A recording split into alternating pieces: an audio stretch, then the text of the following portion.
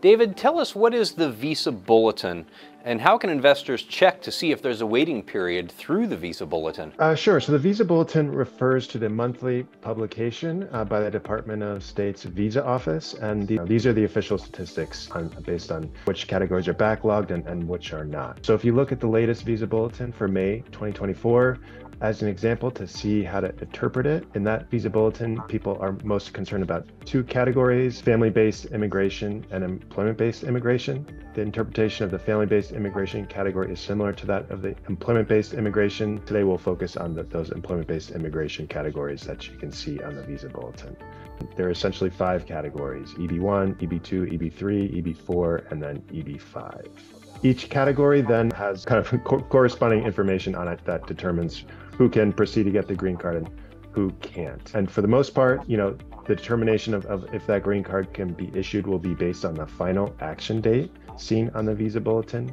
And the final action date would be what we call Table A. So on Table A, if we look at that right now, at the EB1 category, referring to aliens of extraordinary ability, outstanding professors or researchers, or multinational company executives. EB2 refers to professionals with advanced degrees and individuals with exceptional ability in the arts, sciences, or business.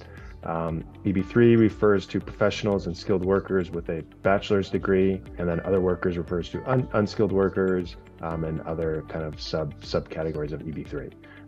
EB5, also known as the 5th category, is for investment immigrants. Unreserved refers to the waiting period under the old legislation. So basically any EB5 investor that filed before 2022 would be under that old legislation.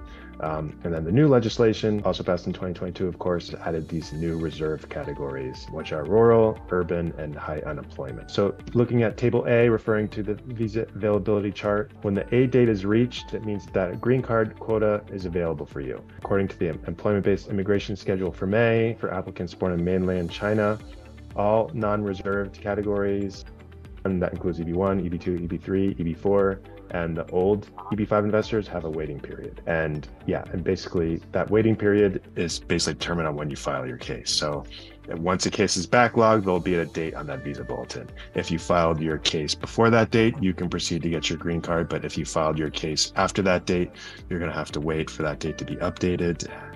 Every month, Visa Bulletin is updated and is published, but sometimes any changes do happen very slowly.